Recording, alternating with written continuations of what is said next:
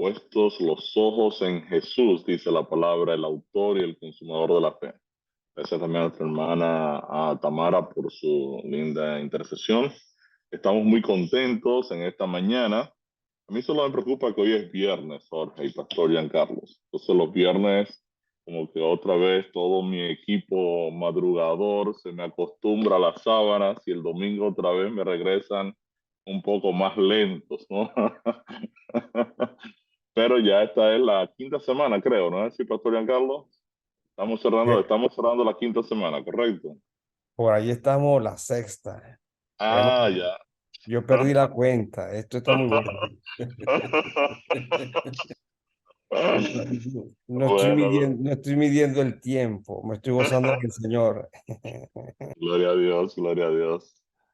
Hoy tenemos un tema precioso. Hoy entramos en la bendita esperanza, nuestra redención. Y vamos a entrar en la segunda venida de Cristo, que de acuerdo a la palabra de Dios es la bendita esperanza del creyente, ¿correcto? Eh, el objetivo de este tema, pues tenemos varios objetivos. Primero, enseñar que en la segunda, y aquí no sé qué pasó, dar esto aquí un segundito, en la segunda venida de Cristo, el Evangelio completa la tercera fase de la salvación, donde Dios elimina nuestra naturaleza pecaminosa y nos da cuerpos redimidos similares al de Cristo glorificado. Vamos a mostrar que hasta ese momento el mayor obstáculo del Espíritu Santo en el proceso de nuestra santificación es nuestra propia naturaleza pecaminosa. Y vamos a enseñar que la segunda venida de Cristo es la bendita esperanza del cristiano, donde ocurre nuestra redención o nuestra glorificación. A veces utilizamos más el término glorificación porque obviamente redención trata de todo el proceso completo del Evangelio y es en la segunda venida de Cristo donde ocurre ya la glorificación del creyente, ¿no? Cristo viene por segunda vez a cambiarnos, a ya restaurarnos a la imagen, ¿verdad? Del, del ser humano antes de entrar al pecado, cubierto de la gloria de Dios ya por toda la eternidad. Así que el texto de la oración, Santiago 5:13, es un texto cortito, pero dice, ¿está alguno entre vosotros afligido? Haga oración. Hay una cita del Misterio de Curación, página 76, dice, el deseo de Dios para todo ser humano está expresado en las palabras, amado, yo deseo que tú seas prosperado en todas las cosas y que tengas salud, así como prospera tu alma. Él es quien perdona todas tus iniquidades, el que sana todas tus dolencias, el que rescata del hoyo tu vida, el que te corona de favores y misericordias. La oración es una herramienta extraordinaria para nosotros interceder, interceder por hermanos, amigos, relacionados que estén pasando por una situación difícil. Eh, la oración es extraordinaria para traer, sacar, ¿verdad? De la desesperación, de la aflicción a nuestras personas que amamos, ¿no? Muchas personas que a veces, incluso siendo cristianos, entran en depresión y, y no hay nada mejor que orar.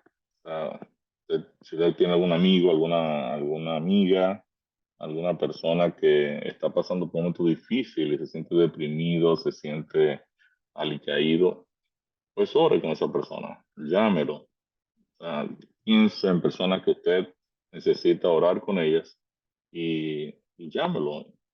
A veces nosotros no sabemos o no, quizás no medimos el impacto que tiene una llamadita telefónica. Cuando usted le dice a un amigo o a una amiga, te estoy llamando para orar contigo. Estuve pensando en ti y quiero orar por ti, por lo que haces, por tu trabajo, por tu familia. Si hay una necesidad en tu vida, quiero también orar por ti.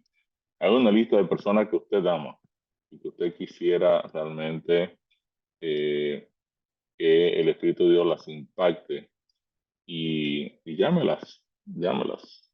A veces las agitadas agendas de nuestras vidas no nos detienen a pensar en que podemos interceder.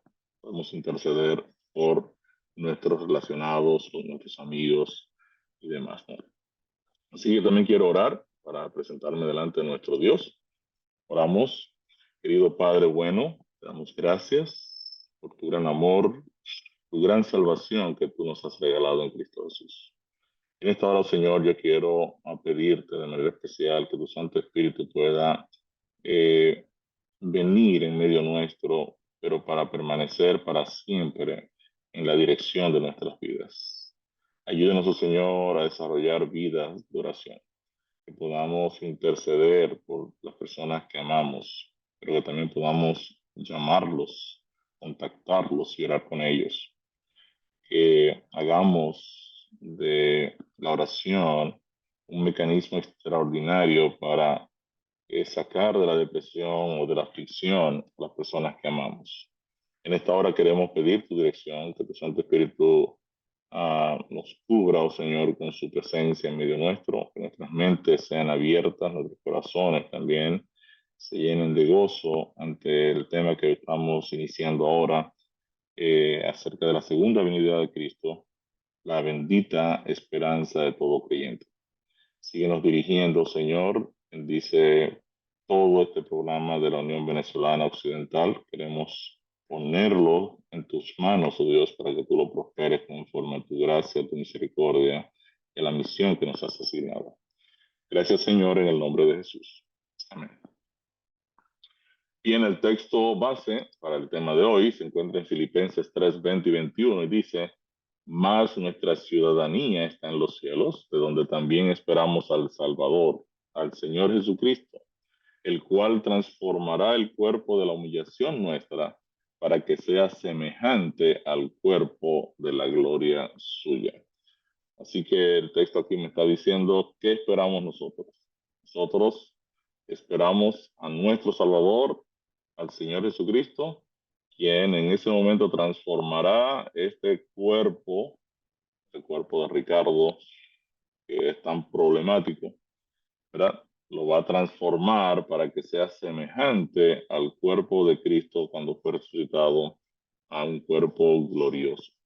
Así que, como siempre hacemos, tenemos aquí un pequeñito resumito, porque Dios puede juzgar nuestras obras y no nuestra fe. Obviamente las obras testifican, dan testimonio de nuestra fe. En el estudio anterior vimos cómo la Biblia presenta la verdad de que nuestras obras son el testimonio de nuestra fe. Así como podemos conocer un árbol por sus frutos, Dios puede juzgar a los seres humanos por su testimonio. El capítulo 2 del libro de Santiago, por ejemplo, es enfático al señalar que la fe siempre producirá obras de justicia. Una fe que no produzca obediencia está muerta en sí misma. Así que el apóstol Santiago tenía un concepto muy claro donde él decía: querido, si yo no veo mangos en usted, usted no puede ser un árbol de mangos. Usted, si yo veo en lugar de mangos, veo espinas, entonces usted es un árbol espinoso, no un árbol de mangos. El resultado de su vida dice lo que usted es. Y el apóstol Santiago estaba muy claro en eso al decir: la fe sin obras es muerta. Quiere decir que la fe genuina, la fe verdadera, siempre producirá el fruto del Espíritu.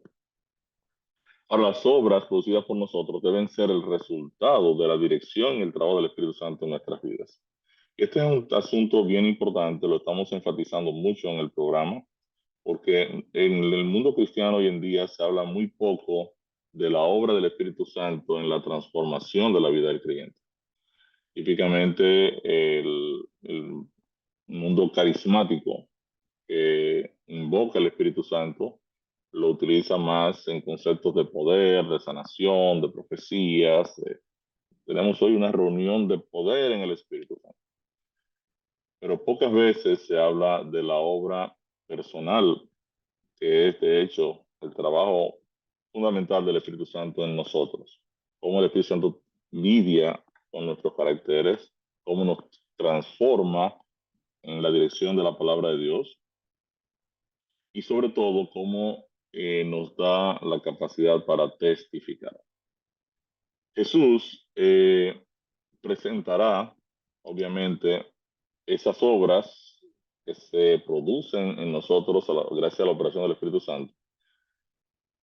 Va a presentar esas obras, ¿verdad? Como un testimonio de que nosotros lo hemos aceptado como nuestro Salvador y como nuestro Redentor. Vimos también en el tema anterior que es Dios el que va a producir en nosotros, así el querer como el hacer por su buena voluntad.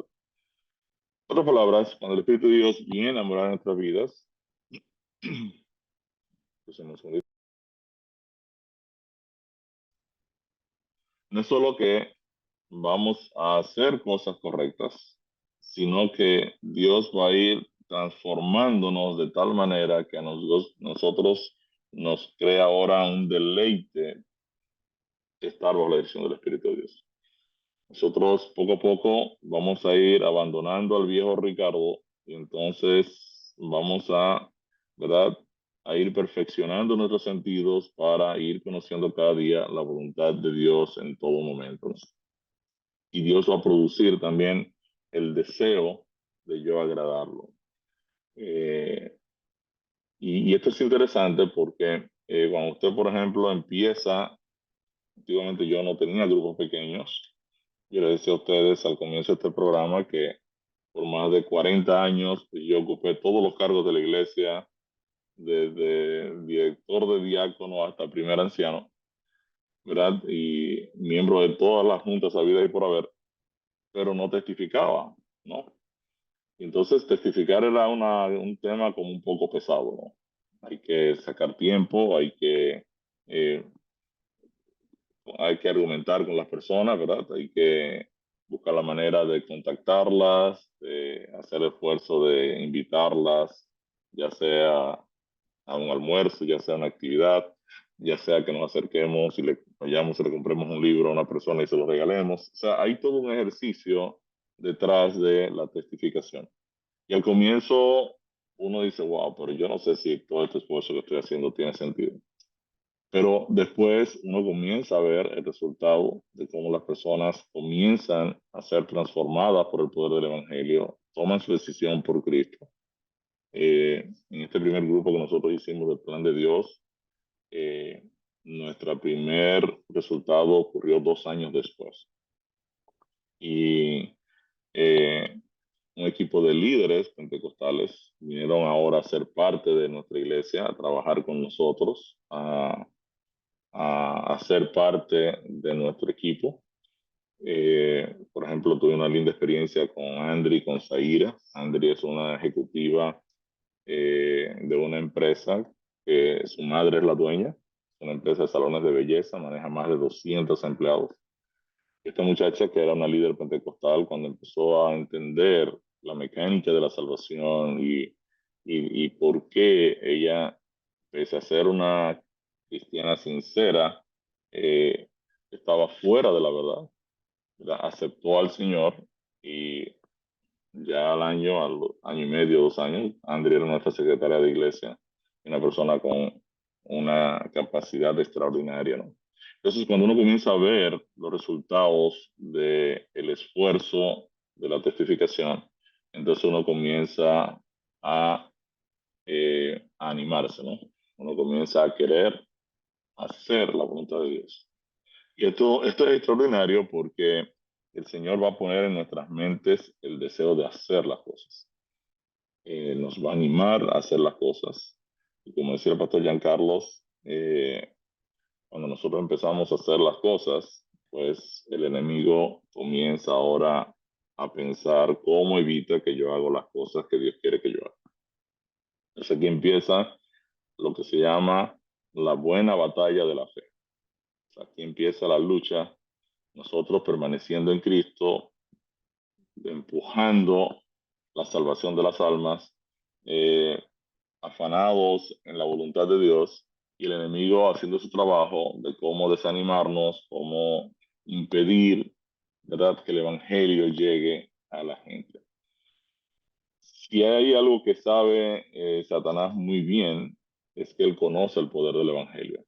Por eso es que la palabra de Dios dice en Corintios, 2 Corintios 4:4, que el Dios de este siglo entenebrece la mente de los incrédulos para que no les resplandezca la luz de la gloria de Cristo. O sea, todo el objetivo del enemigo de Dios es permanecer entretenidos a las personas que no conocen al Señor, de tal manera que las personas en ningún momento les llegue el Evangelio, porque Él sabe que cuando una persona conecta con el Evangelio, necesariamente se va a rendir a Cristo. Entonces, queremos entrar todavía con un poquito más de detalle en esto. Si usted lee Apocalipsis 21, 10, 11, 10 al 11 y el verso 27, aquí hay algo bien interesante porque el apóstol Juan dice, y me llevó en el espíritu a un monte grande y alto, y me mostró la gran ciudad santa de Jerusalén, que descendía del cielo de Dios teniendo la gloria de Dios. Y su fulgor era semejante al de una piedra preciosísima, como piedra de jaspe, diáfana como el cristal. Entonces ahora el 20 dice, refiriéndose a la santa ciudad, no entrará en ella ninguna cosa inmunda o que hace abominación y mentira, sino solamente los que están inscritos, aquí la palabra en griego es grafo, los que están escritos en el libro de la vida del Cordero. Entonces ahora nos preguntamos nosotros, ¿qué significa que solo entrarán los que se hayan inscritos, grabados, escritos en el libro de la vida del Cordero? ¿Qué significa el libro de la vida del Cordero? Bueno, el libro de la vida del Cordero puede significar dos cosas. O que este libro de la vida es propiedad del Cordero, es el libro de la vida del Cordero, o que el libro de la vida del Cordero es el libro de la historia del Cordero. En otras palabras, si alguien escribe el libro de la vida de Ricardo, ¿qué debería contener ese libro? Obviamente las obras y los hechos de Ricardo. Entonces, ¿qué debería contener o estar escrito en el libro de la vida del Cordero? En el libro de la vida del Cordero están escritos los hechos y las acciones del Cordero, porque es la historia de su vida. El Cordero lleva ahora su diario de vida, ¿verdad? Y eso se convierte en el libro de la vida del Cordero. Si Ricardo aparece en el libro de la vida del Cordero, ¿verdad? Es porque el Cordero está escribiendo en el libro de la historia de su vida, de la vida del Cordero, las acciones que ha realizado a través de Ricardo.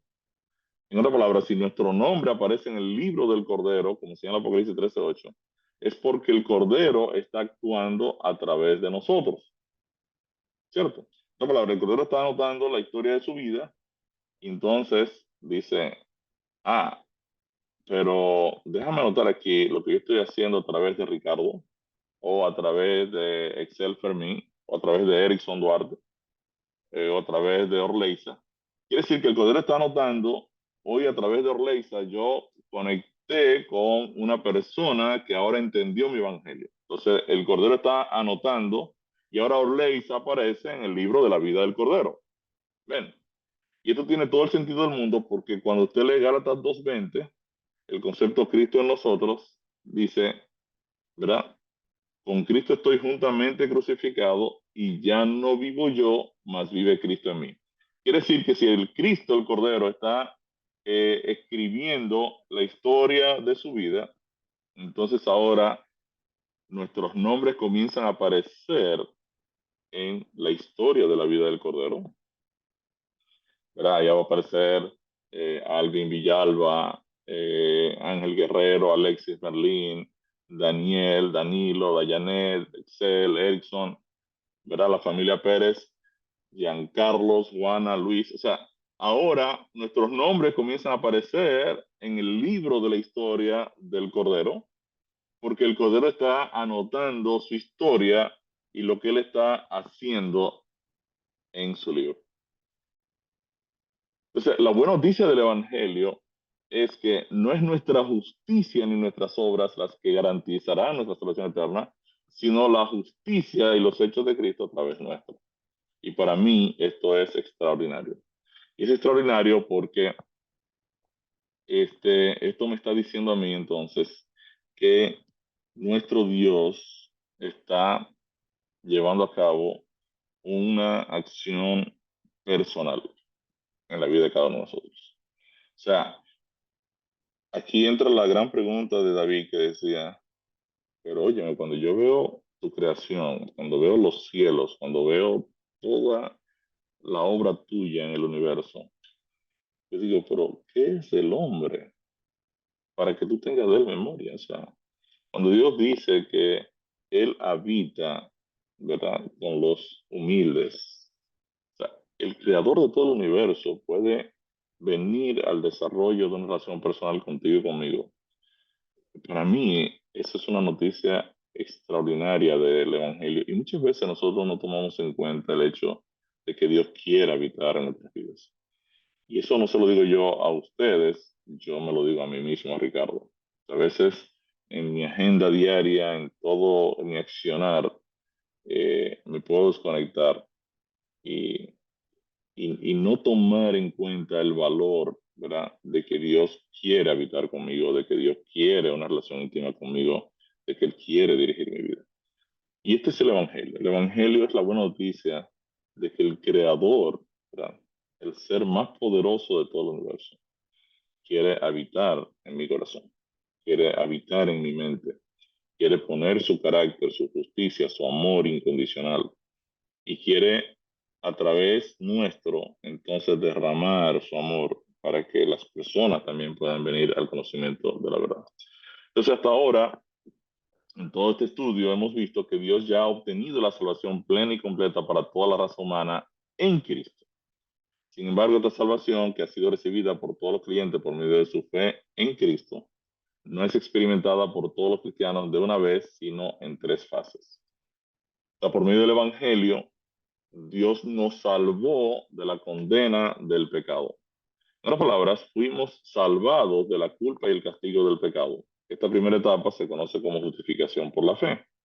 Se hace efectiva al momento en que yo creo en el Evangelio y recibo a Jesús como Salvador personal. En Juan 5:24 nos dice, de cierto digo, el que oye mi palabra y cree al que me envió, tiene vida eterna y no vendrá condenación, mas ha pasado de muerte a vida. Quiere decir que por medio del Evangelio, ¿verdad? Fuimos salvados del hecho de que el pecado nos condenaba a muerte eterna porque Cristo ocupó nuestro lugar como nuestro sustituto, ¿cierto? Entonces, por medio de la cruz somos justificados del pecado y esto significa, ¿verdad?, que ahora la cruz de Cristo, la justificación de Cristo, ahora viene a cubrir nuestras vidas de tal manera que cada día nuestros pecados ahora deben ser pasados a la cuenta de la cruz. Entonces, yo no debo vivir en una completa desesperación. Tampoco esto significa que yo ahora tengo licencia para vivir en pecado.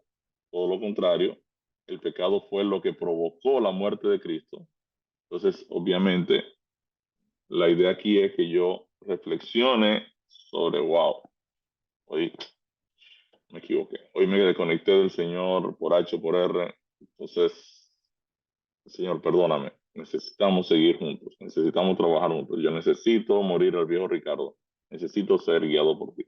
Esta justicia de Cristo permanece entonces durante toda la vida del creyente y la justificación que puede ser un proceso puntual en el momento que yo creí en Cristo es un proceso también progresivo en la vida del creyente, porque yo debo permanecer creyendo en que la cruz es la forma en que Dios ha perdonado y perdona mis pecados.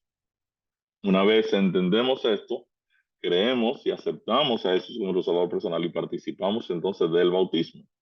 En el bautismo es nuestra respuesta pública, nuestro testimonio de que yo he decidido morir, ser enterrado para resucitar a una nueva vida en Cristo. Y es en el bautismo donde recibimos el Espíritu Santo. Entonces, por medio del Evangelio, entre la segunda fase de la salvación, ahora Dios, por medio del Evangelio, me está salvando de la esclavitud y el señorío del pecado. Estamos entonces siendo salvados del poder y la esclavitud del pecado.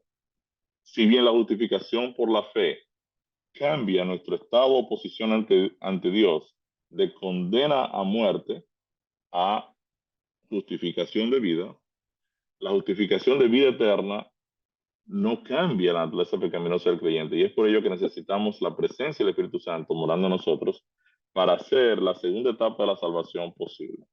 Esta segunda fase es mencionada en las Escrituras entonces como la etapa de la santificación. Entonces, el Evangelio ahora en mi vida como creyente me salva del control y el señorío del pecado en mi vida. Ahora el Espíritu Santo viene a morar en mí, y ahora el Evangelio me está salvando de que el pecado no tome el control de mi vida, porque el Espíritu de Dios es quien va ahora a accionar en la vida de cada uno de nosotros. Entonces, la segunda fase de la salvación, la experiencia de la santificación, es donde el Espíritu Santo está en control total de mi vida. Y decíamos que esta obra del Espíritu Santo va en dos direcciones. La primera es la de ir transformando mi vida, ¿verdad? Guiándola a, ¿verdad? Como teniendo como objetivo el carácter de Cristo. El Espíritu me va a estar moviendo en esa dirección, y por otro lado me va a estar dando el poder para testificar. Ustedes recibirán poder cuando venga sobre ustedes el Espíritu Santo y me serán testigos, testigos. Y esto es bien interesante porque hay muchos adventistas que entienden que cuando el Espíritu Santo se derrame en la lluvia tardía, la iglesia va a salir a testificar. Y eso no es así. O sea, si yo no recibí la lluvia temprana, si yo no he estado en el proceso de testificación, si el Espíritu Santo no está dirigiendo mi vida, ¿cómo yo pienso que mágicamente el Espíritu Santo llega y entonces salimos a predicar el Evangelio? No, no funciona de esa manera. O sea, para que la lluvia tardía funcione, la temprana tiene que haber funcionado. En otras palabras, la testificación es la mecánica natural de la experiencia del cristiano. Entonces, una acción que da testimonio de que el Espíritu Santo está dirigiendo mi vida es la testificación. Lo vamos a ver cuando analicemos el Evangelio a la luz del santuario. Ustedes se van a dar cuenta que el símbolo de la iglesia en el santuario es el candelabro que llena del aceite del Espíritu ilumina. O sea, la iglesia existe para iluminar, para llevar la luz del Evangelio. Y el Espíritu Santo tiene entonces esta segunda obra importante en la experiencia de la santificación, que es no solo apartarnos del mundo, del problema del pecado, sino también al mismo tiempo testificar de la operación del Espíritu Santo en nuestras vidas. Entonces, ahora hay una tercera fase del Evangelio. Vimos que Dios me salvó de la culpa y la condena, me salva en la experiencia cristiana del gobierno del pecado, y ahora me salvará de la presencia del pecado en nuestras vidas. Quiere decir que ahora seremos salvados, ahora estamos yéndonos al futuro, de la naturaleza pecaminosa y de la presencia del pecado en nosotros. Aún la experiencia de la santificación no trae consigo ningún cambio en la naturaleza pecaminosa en sí. Como estudiamos, esta naturaleza pecaminosa es el mayor obstáculo para una vida santa o perfecta. Quiere decir que diariamente mi ego entra en acción, diariamente. Usted puede ser tremendo cristiano. Y ahí usted tiene el ejemplo del rey David, escribió salmos.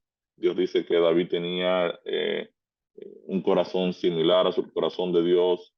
Era una persona, ¿verdad? Con una experiencia íntima con el Señor. Pero David comete un pecado que no se ve ni siquiera en personas que no tienen temor de Dios. O sea, tomar a un hombre de confianza, hacer todo un operativo para matarlo, para quedarse con su mujer, es una diablura que usted no la asimila de ninguna persona, y mucho menos de una persona que tiene una experiencia íntima con el Señor. ¿Por qué pasa eso? Porque la naturaleza pecaminosa nos arrastra, ¿verdad? Nos lleva a cerrarnos a la dirección del Espíritu de Dios. Y ese ego que nosotros tenemos, entonces, ese ego es ahí bien fuerte. Entonces se planta de nuevo cuando nos desconectamos de Cristo. Esto es tan interesante, ¿verdad? Porque el, cuando uno entiende estas cosas, entonces uno se da cuenta de lo fácil que podemos nosotros caer y autojustificarnos. David se pasó un par de años, ¿verdad? En todo este proceso. No, no un par de años, porque realmente la mujer salió embarazada, ¿no? Pero pasó algunos meses en esta situación tratando de hacerse loco como rey de su problema. Y el profeta llega donde el rey y con mucho tacto, con mucho cuidado, lo enfrenta el ego del rey con una historia, una parábola que ustedes conocen muy bien. Dice, oh rey, mira, había un tipo con muchas ovejas que vivía al lado de una persona con una sola oveja. Le llegó un amigo al hombre rico y él decide, para celebrar la llegada de su amigo, matar la única oveja del hombre pobre que estaba al lado. Y David se llenó de ira y dijo, ese tipo tiene que morir. Hasta que el profeta le dice, ese eres tú. Quiere decir que este ego que está aquí, este ego siempre nos puede hacer caer. Y uno llega a ser un cristiano maduro cuando uno entiende que eh, es vital, indispensable en la experiencia mía como creyente que el Espíritu de Dios tome el control de mi vida. Y es vital, ¿verdad? Que el Espíritu de Dios venga y transforme mi vida. Y es vital que el Espíritu de Dios me dé el poder para compartir el Evangelio. Porque la testificación trabaja en dos vías. Además que usted comparte la salvación, usted permanece en la salvación al explicar el proceso de salvación. Y todos los elementos que estamos viendo aquí, que usted lo está repitiendo y repitiendo y repitiendo con el amigo 1, el amigo 2, el amigo 3, la amiga 4, la amiga 5, y usted sigue compartiendo la testificación, lo hace a usted permanecer en la salvación. Entonces, es por esto, como tenemos este ego aquí, ¿verdad? Que los cristianos experimentan la tercera fase de la salvación, y el Evangelio debe remover finalmente la presencia del pecado en nuestras vidas. Esta etapa final de salvación es la redención o glorificación y tendrá lugar en la segunda venida. Quiere decir que el Evangelio todavía le falta concluir el hecho de que el pecado habita en nuestros miembros. Este cuerpo corruptible, mortal, necesita ser cambiado, necesita ser eliminado para siempre y Ricardo necesita un nuevo cuerpo que esté libre del problema del pecado. Y esto va a ocurrir entonces en la segunda venida de Cristo, ocurre en el futuro. Entonces en este estudio analizamos cómo el Evangelio remueve para siempre la presencia del pecado en la vida del creyente. Entonces dice aquí, ¿qué esperanza bienaventurada da Jesús a sus discípulos? Jesús les dice, no se turbe vuestro corazón, crean en Dios, crean también en mí. En la casa de mi padre hay muchas moradas, y si así no fuera, yo se lo hubiera dicho. Yo voy pues a preparar lugar para ustedes. Quiere decir que las frases crean en Dios, creéis en Dios o confíen en Dios están en imperativo. Esto significa que los cristianos no deben dudar nunca de la promesa de salvación de Dios. Aún en los momentos difíciles en nuestra lucha por vivir la vida cristiana en este mundo, no debemos olvidar la promesa de salvación de Dios. Jorge decía al comienzo que estaba pensando qué es lo primero que él va a hacer cuando esté en el reino de los cielos. Y esto es extraordinario, ¿no? Pensar en qué vamos a hacer cuando estemos en el reino de los cielos. Recuerdo que mi abogado, que era en ese momento el primer anciano de mi iglesia, una persona que yo aprecio mucho, yo lo llamo un día a las 4 de la tarde, él está en su oficina, me dice, dime, ¿qué pasó? ¿Tenemos un problema? Le digo, no, no, no tenemos ningún problema. Ah, bueno, dime en qué te puedo servir. Yo no, no, yo solo sencillamente estaba pensando eh, qué yo voy a hacer cuando cumpla 50.000 años en la Nueva Jerusalén. ¿Cómo voy a celebrar ese cumpleaños 50.000? Entonces quise llamarte para ver si tú habías pensado en el cumpleaños tuyo 50,000 y qué ideas a ti se te ocurrían. Entonces quise llamarte para preguntarte qué idea tú tienes cuando cumplas 50,000 años en la Nueva Jerusalén. Entonces mi abogado, que es un día de trabajo, son las 4 de la tarde, se queda en un silencio absoluto del otro lado y me dice, pero es que tú no tienes nada que hacer. Y entonces yo le digo, pero no es para allá que vamos, ¿no? Entonces nos reímos muchísimo, ¿verdad? Porque lo sorprendimos con esa pregunta. Pero es bueno hacer el ejercicio que yo voy a hacer cuando llegue al reino de los cielos. Y eso no lo debemos olvidar. O sea, no se desconecte de la bendita esperanza. Yo siempre digo a mis amigos que solo para eh, descansar del estrés, ¿verdad? Que me ha apasionado esta vida en este planeta. Yo quisiera pasarle por lo menos 10,000 años ahí sentado debajo del árbol de la vida, tranquilo, que mis amigos me visiten, ¿no? Eh, y voy a pasarme 10,000 años ahí tranquilo, eh, hasta que todo el mundo, ¿verdad? Salude al Señor Jesús y todo eso. Y entonces yo tranquilo ahora me acerco a pasar un rato con el Señor. Pero definitivamente no debemos olvidarnos que tenemos una promesa muy linda de salvación, de pasar la eternidad con nuestro Dios. ¿Cuándo se cumplirá esta última esperanza de salvación? Dice Jesús, y si me fuere y os prepararé el lugar, yo vendré otra vez y os tomaré a mí mismo para que donde yo estoy, vosotros también estéis. Interesante porque Jesús está diciendo que cuando nos tome a nosotros, en realidad Él se estará tomando a sí mismo, porque obviamente su operación en nuestras vidas a través de la operación del Espíritu Santo, su accionar en nuestras vidas, va a reflejar su propio carácter. Cuando Cristo venga a llevarnos a nosotros, se estará llevando a sí mismo, se está llevando, ¿verdad? Réplicas de su carácter que están operando a través del proceso de la santificación. Entonces, el objetivo final de todo el proceso de la salvación es que vivamos para siempre la presencia de Dios. Juan 14:3 señala que Jesús viene por segunda vez para llevar a su pueblo a vivir con él. Dios quiere vivir con nosotros por siempre. Hay muchas citas en la Biblia, incluso en el Antiguo Testamento, de esa promesa de que Dios quiere vivir para siempre con nosotros. Por ejemplo, Salmo 23:6, que ustedes la conocen muy bien, ciertamente el bien y la misericordia me seguirán todos los días de mi vida, y en la casa de Jehová moraré por largos días. Y ¿verdad? El salmista está hablando de la experiencia de pasar la eternidad con Dios. Salmo 27:4, una cosa he demandado a Jehová, esta buscaré, que esté yo en la casa de Jehová todos los días de mi vida para contemplar la hermosura de Jehová y para inquirir en su templo. Y los redimidos de Jehová volverán y vendrán a Sión con alegría, y gozo perpetuo será sobre sus cabezas, y tendrán gozo y alegría, y huirán la tristeza y el gemido. Porque aquí yo crearé nuevos cielos y nueva tierra, y de lo primero no habrá memoria, ni más vendrá el pensamiento.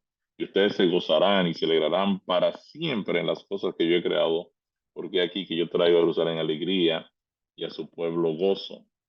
Los justos heredarán la tierra y vivirán para siempre sobre ella. Bienaventurados los que habitan en tu casa, perpetuamente te alabarán. Quiere decir que todo el Antiguo Testamento también señala la experiencia de la eternidad y la experiencia de la salvación eterna que Dios ya ha provisto para nosotros en Cristo. Entonces, la segunda venida de Cristo es referida a través de todo el Nuevo Testamento y podemos ver algunos textos que tratan el tema. Así que arrepentidos y convertidos para que sean borrados vuestros pecados, para que vengan de la presencia del Señor tiempos de refrigerio, y Él envía a Jesucristo, que os fue antes anunciado. ¿Eh? Porque así como en Adán todos mueren, también en Cristo todos serán vivificados, pero cada uno en su debido orden. Cristo las primicias, luego los que son de Cristo en su venida. Por tanto, hermanos, tened paciencia hasta la venida del Señor. Mirad cómo el labrador espera el precioso fruto de la tierra, guardando con paciencia hasta que reciba la lluvia temprana y la tardía.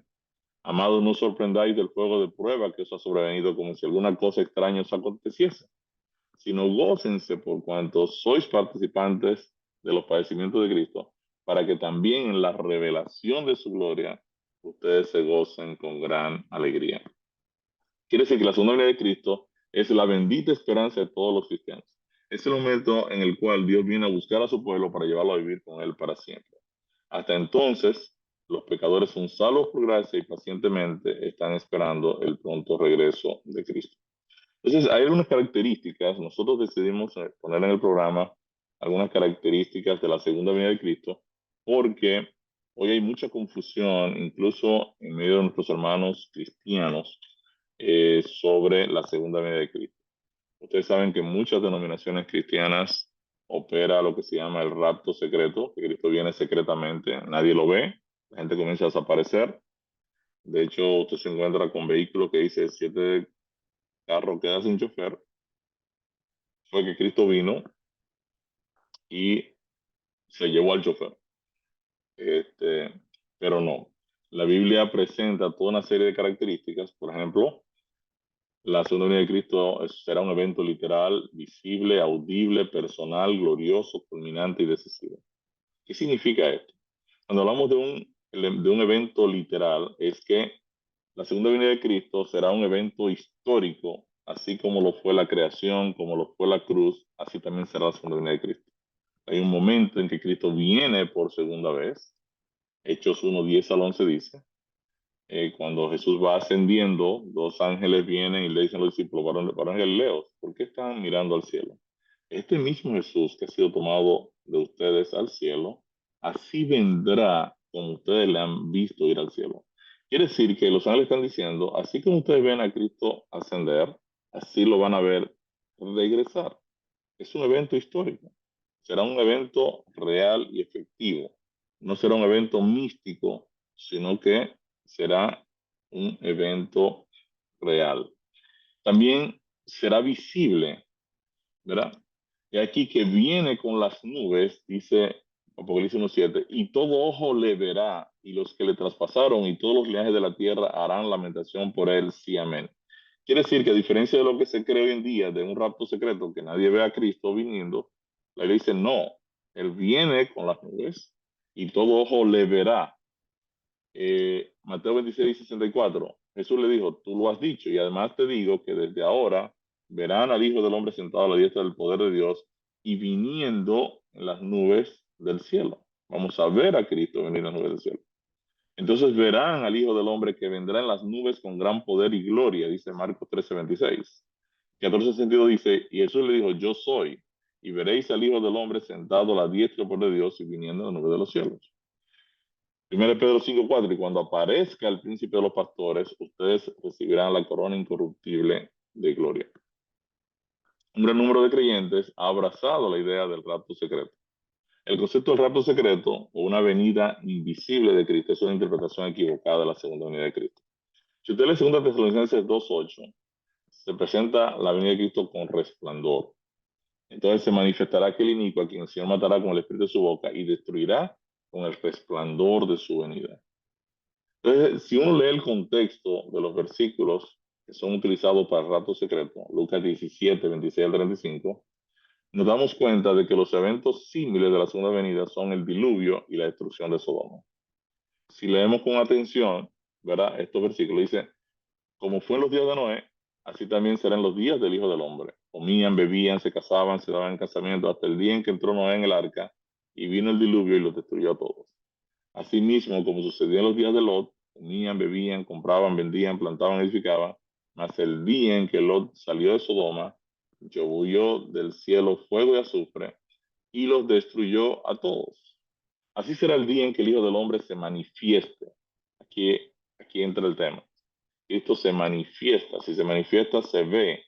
En aquel día, el que esté en la azotea y sus bienes en casa, no descienda a tomarlos, y el que en el campo asimismo no vuelva atrás. Acordaos de la mujer de Lot. Todo el que procure salvar su vida la perderá, y todo el que la pierda la salvará. Os digo que en aquella noche estarán dos en una cama, el uno será tomado y el otro será dejado. Dos mujeres estarán moliendo juntas, la una será tomada y la otra dejada. Dos estarán en el campo, el uno será tomado y el otro dejado. Sí, este solo versículo ha sido la base de lo que se llama el rapto secreto. Las personas tomaron este texto, ¿verdad? Y han hecho una interpretación literal de la frase, el uno será tomado y el otro dejado. Entonces muchos han entendido que los tomados serán los salvados por Cristo en su venida, raptados secretamente, y los dejados, los que quedan en la tierra para pasar por la gran tribulación. O sea, básicamente los que asumen este modelo, lo que están diciendo es que aquí tenemos dos personas en el campo y de repente hay uno que desaparece, correcto, porque vino Cristo y se lo llevó.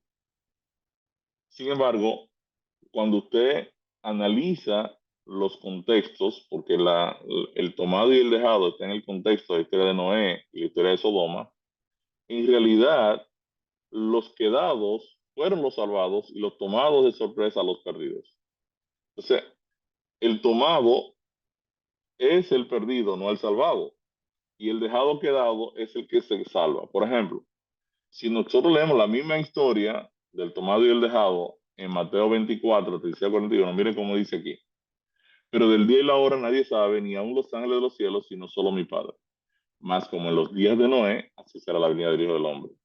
Porque como en los días antes del diluvio estaban comiendo y bebiendo, casándose y dando en casamiento hasta el día en que no entró en el arca, y no entendieron hasta que vino el diluvio y se los llevó a todos, así será también la venida del Hijo del Hombre. Entonces estarán dos en el campo, el uno será tomado y el otro dejado. Dos mujeres estarán moliendo en un molino, la una será tomada y la otra dejada. O sea, el diluvio se los llevó a todos. Ahora, ¿quiénes fueron los salvados? ¿A los que se llevó el diluvio, los que fueron tomados por el diluvio, o los que quedaron Noé y su familia? Entonces, en Mateo 24, 37 al 31, se nos muestra que los llevados fueron los perdidos, que no entendieron que la gracia se había terminado y que Dios había cerrado la puerta. El diluvio se los llevó a todos, los tomó a todos. En 1 Tesalonicenses 4, 14 al 15, el apóstol Pablo nos dice que los salvados habremos quedado, ¿verdad? Son los que se quedan. Dice aquí, porque si creemos que Jesús murió y resucitó, así también traerá Dios con Jesús a los que durmieron en él. Por lo cual os decimos, esto en palabra del Señor, que nosotros que vimos, que habremos quedado hasta la venida del Señor, no precederemos a los que durmieron. Porque el Señor mismo, con voz de mando, con voz de arcángel y con trompeta de Dios, descenderá del cielo y los muertos en Cristo resucitarán primero. Luego nosotros los que vimos, los que hayamos quedado, seremos arrebatados juntamente con ellos en las nubes para recibir al Señor en el aire y así estaremos para siempre con el Señor. Es decir, cuando Cristo viene por segunda vez, todos los que se pierden son tomados de sorpresa y mueren en el acto. La venida de Cristo entonces toma a todos los perdidos y destruye. Los salvados entonces son los que quedan vivos, que ahora son llevados con Cristo o arrebatados con Cristo al reino de los cielos. Entonces, los quedados son los que se salvan. Noé y su familia fueron los que se salvaron. Lot y su familia son los que se salvan. Los creyentes son los que se salvan y son los que quedan después del evento o la operación de la venida de Cristo. También la venida de Cristo es audible, es un evento que se va a escuchar, porque el Señor mismo con voz de mando, con voz de arcángel y con trompeta de Dios descenderá del cielo y los muertos en Cristo resucitarán primero. Interesante porque eh, tenía un amigo de nuestra iglesia que discutía con otro amigo pentecostal que estaban discutiendo el rapto secreto. Entonces le preguntaba, pero ¿cómo tú entiendes que si Cristo viene con trompeta de Dios? ¿Tú sabes lo que suena una trompeta? ¿Tú crees que el evento entonces es silencioso, verdad? Es un rapto silencioso.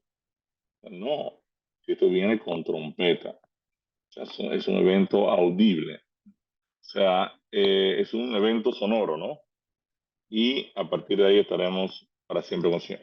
Es un evento personal también, ¿verdad?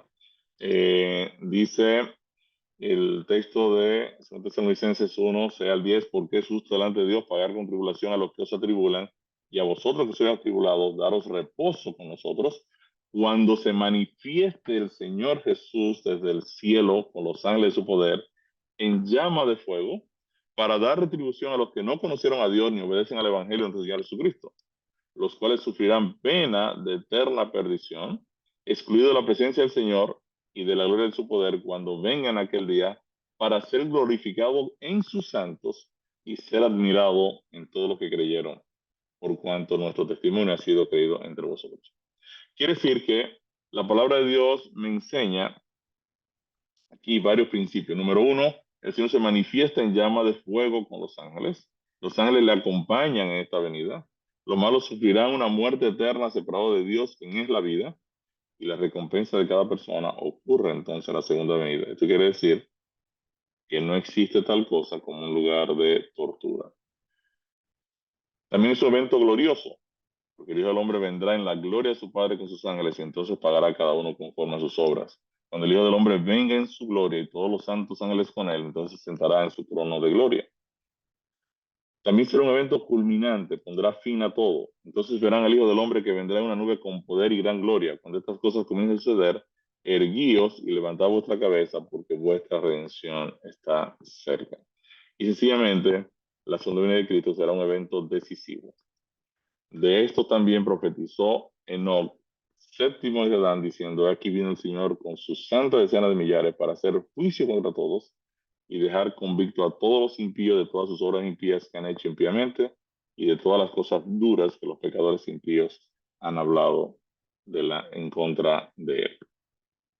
Quiere decir que nosotros podemos darnos cuenta entonces a través de todos estos textos los elementos esenciales de la segunda venida de Cristo: un evento literal, visible, audible, personal, glorioso, culminante, decisivo. Entonces, el próximo lunes estaremos entrando en materia de qué implica esa segunda venida de Cristo, ¿verdad?